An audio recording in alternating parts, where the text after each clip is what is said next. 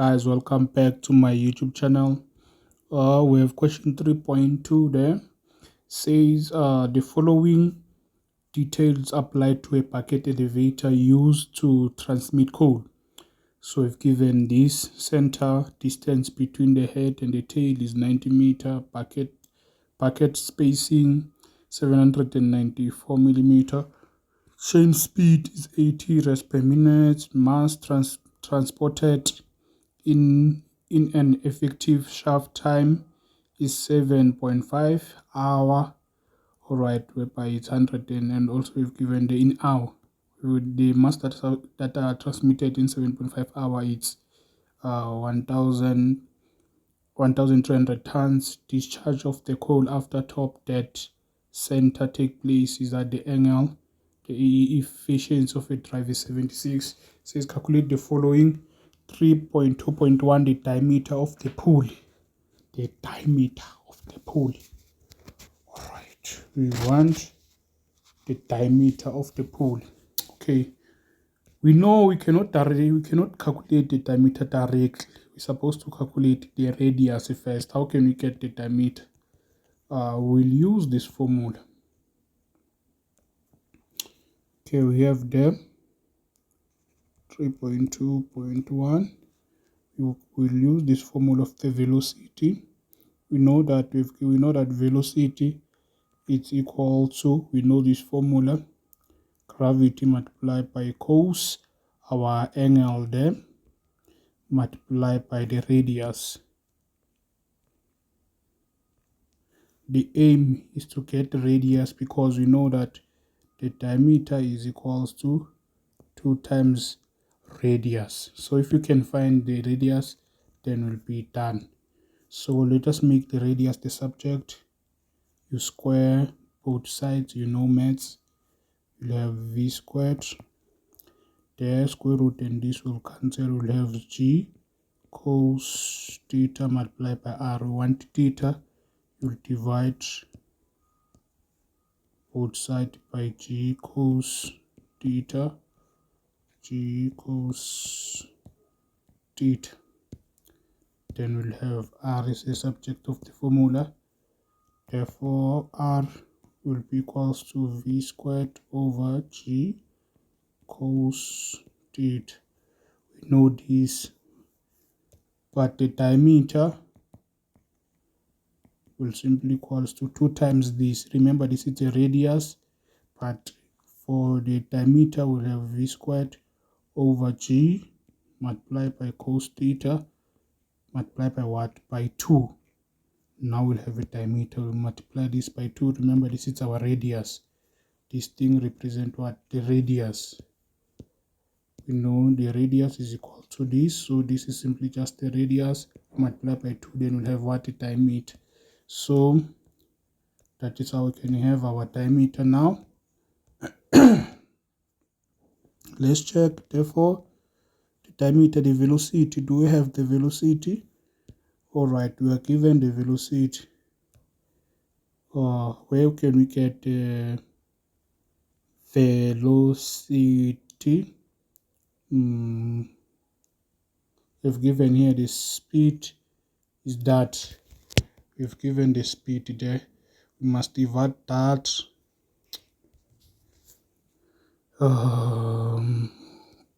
We must divide that. Divide that by what is this? We must divide that by radians by 60. We divide 80 by 60. So we'll divide 80 divided by 60 will simply give us what? 1,333. All right. That is what we will have them. Divide that, obviously, meters per second. So we'll divide that. We substitute our velocity there. Will be 1,33. 1,333.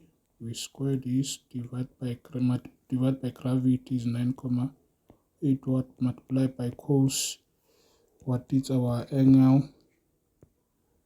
We've given 43. there,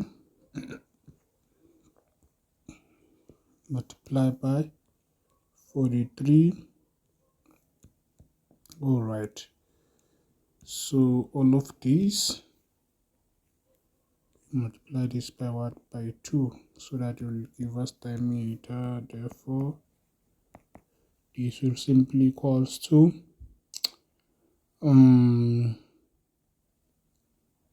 we'll have 0,496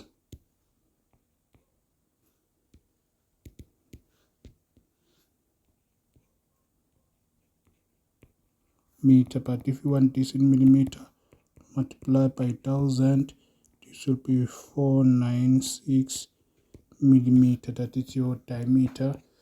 Then question 3.2 says the total length of the chain. Assume that the top and the bottom pulley are the same diameter. Assuming that we have the same diameter. This thing of the length, okay, when it's come to a length, we have argument about the formula that we're supposed to use. There's an argument about how we're supposed to calculate this length. It's funny that calculating the length of this, there are many formulas, 3 formulas. It's argument. We have 3 formulas, then we have to choose which one is correct. But often that we'll use this one most of the time, but we don't have only this one. This one is 2 multiplied by pi r plus 2c. Alright, there's an argument when it's coming to a length, but so far stick to this one. Use any, because even the other textbooks, they're using different formula, 3 formulas that we have there. So anyways, choose the best. So the length is this. We have 2 pi multiplied by r.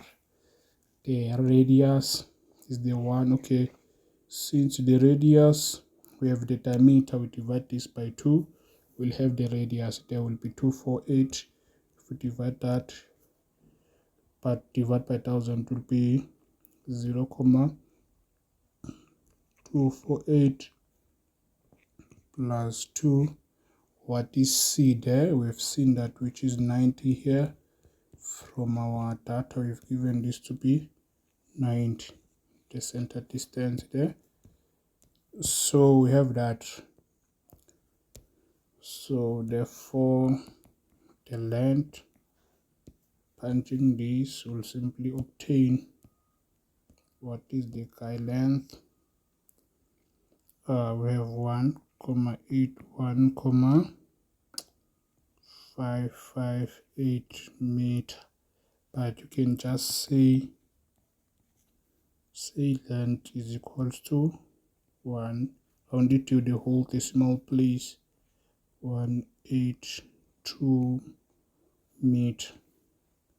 That is the length. All right, so we have 2.3 to have 3.3 says determine here the number of buckets per second. Number of buckets per second. The number of buckets per second. All right, we want the buckets per second. We know the volume must be V over SWAT spacing. That's the formula. We have our velocity 1,33 is the one that we have determined on top. What about spacing? Are we given the spacing?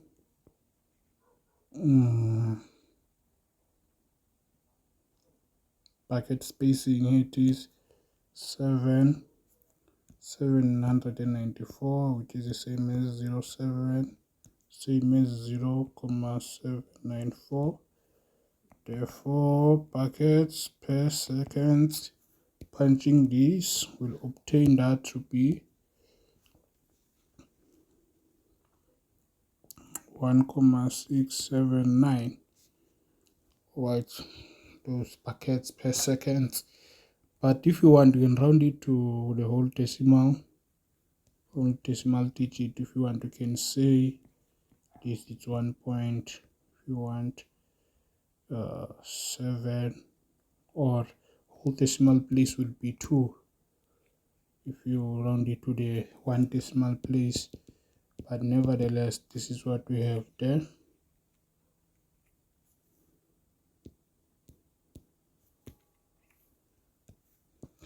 So now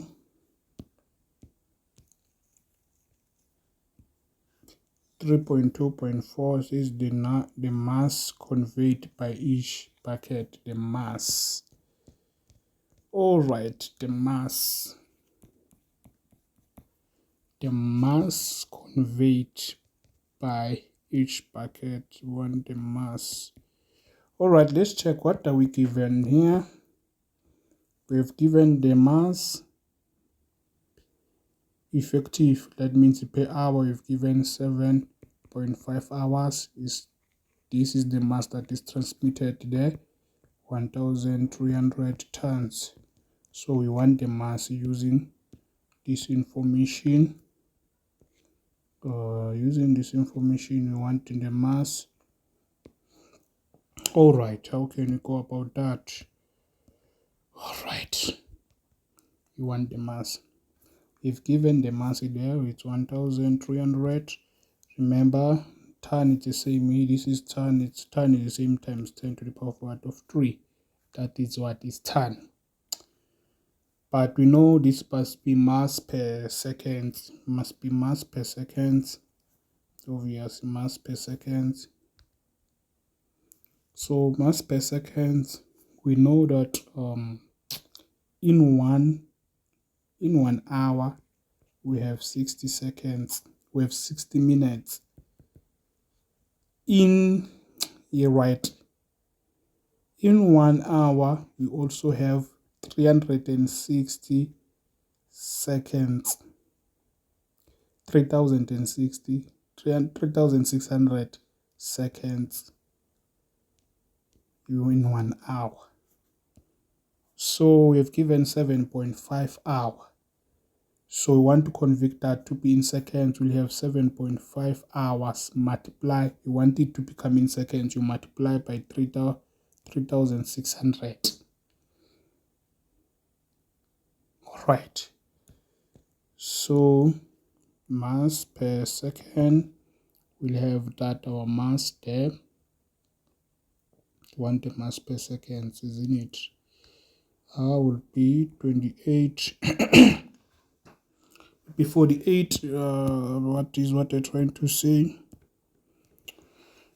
We'll have 48,148 kgs per second. All right, now let's check. That was simply just it was the mass. But now mass per elevate per packet, or yes, let's find the mass. This is just the mass.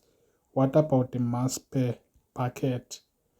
The mass per packet, obviously, will have the mass per seconds divided by what?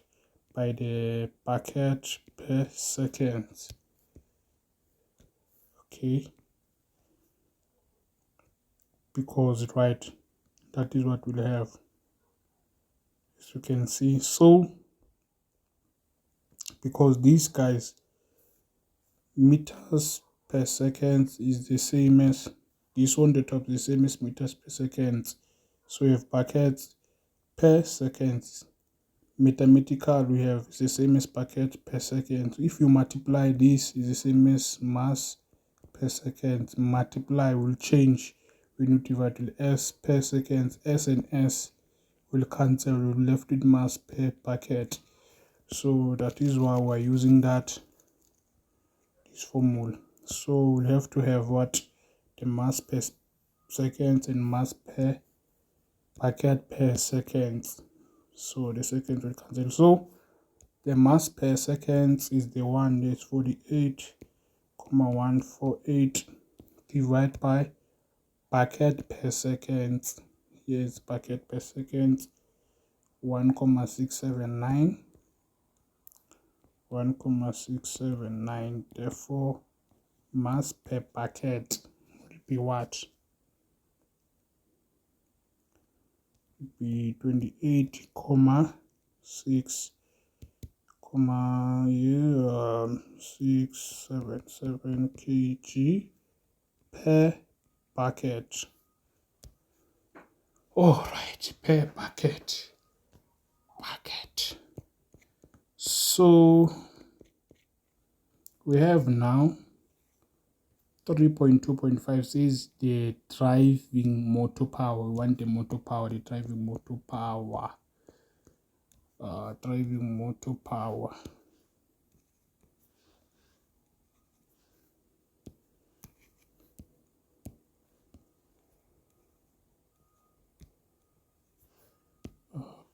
We have the driving motor power. All right.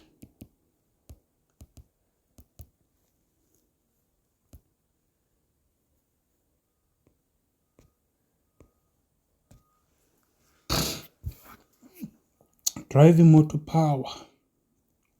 That is what we're supposed to have. We know that driving motor power must be given by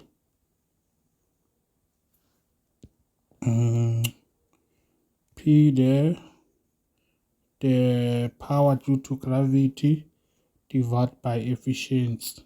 This is the formula. Power due to gravity, and that we know that power due to gravity is given by mgh. All right. So what is h now? H is given by length divided by 2. All right. So we have the length. We did calculate it was 1,8 is 182 on the top. We divide this by 2. We have our length. Then our h will simply equals to 91 obvious meet. We have that. From then now we can use this information now that we're supposed to go about finding. From that we can come here. We have h, can find p, power due to gravity. Then we have the mass. It is the one that we did calculate, which was 48,148 obviously, multiplied by gravity 1,81. Height is 91. Then we have the power would be 42,982 kilowatts. Obviously it's measured in kilowatts. So we have this. Now since we have that, we know now, therefore there, calculate power of the locomotive, power that consists of that, the one that they wanted to calculate. We have 42,982 kilowatts, the same is times 10 power of 3 divided by efficiency. We by what was the efficiency? Either 76. As you can see, it was 76%. So 76 the same as 0,7610. Therefore our power, we have that will be 56,556 kilowatts.